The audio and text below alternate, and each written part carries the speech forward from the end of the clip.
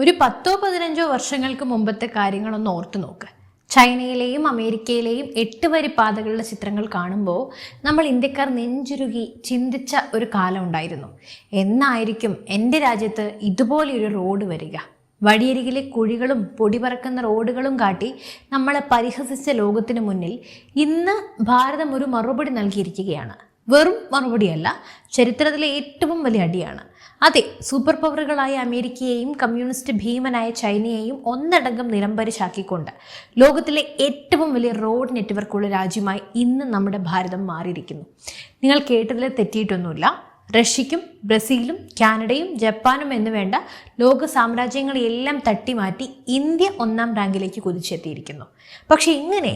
വലിപ്പത്തിൽ നമ്മളെക്കാൾ 3 ഇരട്ടി വലിയ അമേരിക്കയെയും ചൈനയെയും ഇന്ത്യ എങ്ങനെ മറികടന്നു?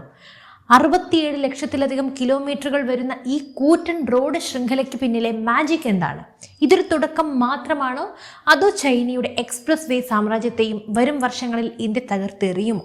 ശരിക്കും ഈ കണക്കുകൾക്ക് പിന്നിൽ മറഞ്ഞിരിക്കുന്ന ഞെട്ടിക്കുന്ന സത്യങ്ങളാണ് നമ്മളിന്ന് പറയുന്നത്. ഒരു യഥാർത്ഥ ഇന്ത്യക്കാരന് അഭിമാനത്തോടെ നെഞ്ചുവിരിച്ച് കാണിക്കാൻ പറ്റിയ ഈ നേട്ടത്തിൻ്റെ സമ്പൂർണ്ണ വിശകലനത്തിലേക്ക് നമുക്ക് കടക്കാം.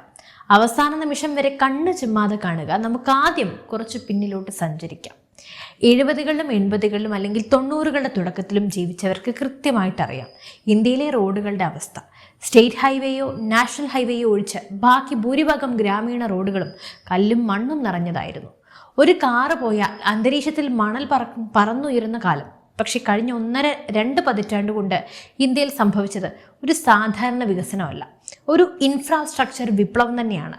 ലോകരാജ്യങ്ങളുടെ ഔദ്യോഗിക ഡാറ്റയും വിക്കിപീഡിയയും ലോകബാങ്ക് റിപ്പോർട്ടുകളും പരിശോധിച്ചാൽ ഇന്ന് 1-ാം സ്ഥാനത്ത് തിളങ്ങി നിൽക്കുന്ന ഇന്ത്യയാണ്. വരൂ, നമുക്ക് ആ ഞെട്ടിക്കുന്ന ആഗോള റാങ്കിംഗ് ഒന്ന് പരിശോധിക്കാം. ലോകത്തിലെ ഏറ്റവും വലിയ റോഡ് നെറ്റ്വർക്കുള്ള രാജ്യങ്ങൾ. 1-ാം സ്ഥാനം ഇന്ത്യ, 67 ലക്ഷത്തിലധികം കിലോമീറ്റർ, അപ്രോക്സിമേറ്റ് 6.7 മില്യൺ കിലോമീറ്റർ എന്ന. 2-ാം സ്ഥാനം അമേരിക്ക, 65.8 ലക്ഷം കിലോമീറ്റർ. 3-ാം സ്ഥാനം ചൈന, 54.9 ലക്ഷം കിലോമീറ്റർ. 4-ാം സ്ഥാനം ബ്രസീൽ, 20 ലക്ഷം കിലോമീറ്റർ.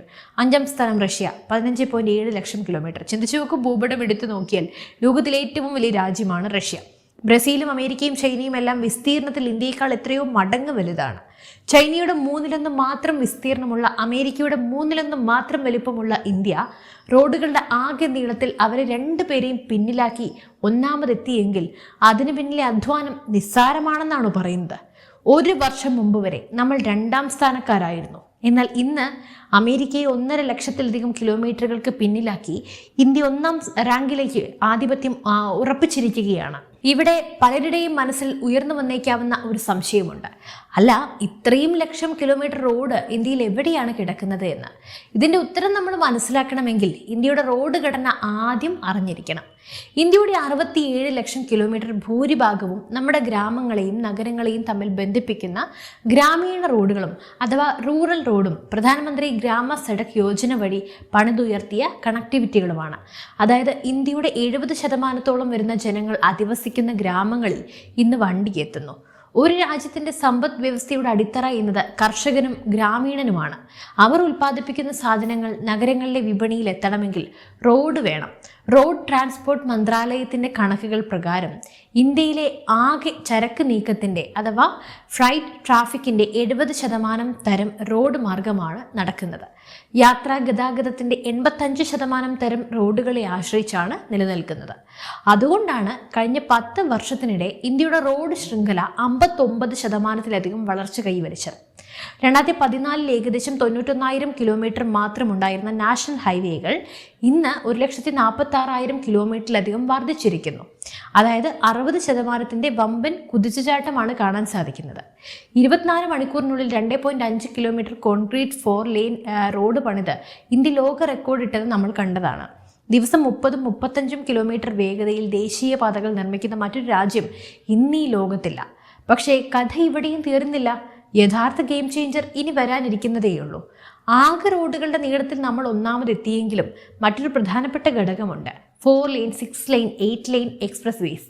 ഈ 4 വരിയോ അതിന് മുകളിലോ ഉള്ള സൂപ്പർ ഹൈവേകളുടെ കാര്യത്തിൽ നിലവിൽ ഇന്ത്യ ലോകത്ത് 3-ാം സ്ഥാനത്താണ്.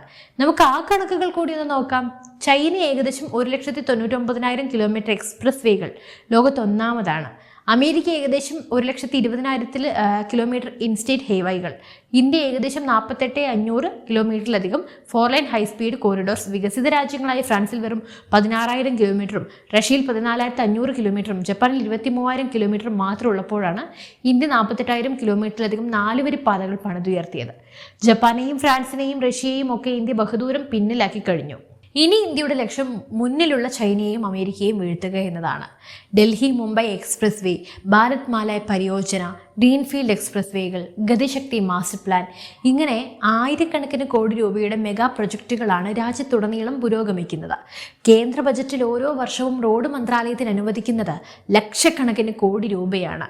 വരുന്ന അടുത്ത 5 മുതൽ 10 വർഷത്തിനുള്ളിൽ എക്സ്പ്രസ് വേകളുടെ കാര്യത്തിലും അമേരിക്കയെ മറികടന്ന് ഇന്ത്യ ലോകത്തിൻ്റെ മുൻനിരയിലേക്ക് കുതിക്കും. അക്കാര്യത്തിൽ യാതൊരു സംശയവും നമുക്ക് വേണ്ട. പലരും ചോദിക്കാറുള്ളൊരു ചോദ്യമാണ്, റോഡ് ഉണ്ടാക്കിയത് കൊണ്ട് സാധാരണക്കാരന് എന്താ പ്രയോജനമെന്ന്. സുഹൃത്തുക്കളെ, റോഡ് എന്ന് പറയുന്നത് കേവലം കോൺക്രീറ്റോ ടാറോ അല്ല. അതൊരു രാജ്യത്തിൻ്റെ രക്തധമനിയാണ്, വെസൽസ് ഓഫ് എക്കോണമി എന്ന് പറയും. ഒരു രാജ്യത്ത് നല്ല റോഡുകൾ ഉണ്ടാകുമ്പോൾ എന്താ സംഭവിക്കുന്നതെന്ന് അറിയോ? ഒന്നാമത്, ലോജിസ്റ്റിക്സിൻ്റെ കോസ്റ്റ് കുറയും. ഇന്ത്യയിൽ പണ്ട് ഒരു ചരക്ക് ലോറി ഡൽഹിയിൽ നിന്നും ചെന്നൈയിൽ എത്താൻ ദിവസങ്ങൾ എടുത്തിരുന്നെങ്കിൽ പുതിയ എക്സ്പ്രസ് വേകൾ വന്നതോടെ സമയം പകുതിയായിട്ടാണ് കുറഞ്ഞത്. ഇന്ധനച്ചെലവ് കുറയുന്നു, സാധനങ്ങളുടെ വില നിയന്ത്രണ വിധേയമാകുന്നു. ഇനി വ്യവസായ ഇടനാഴികളാണ് ഇതെല്ലാം.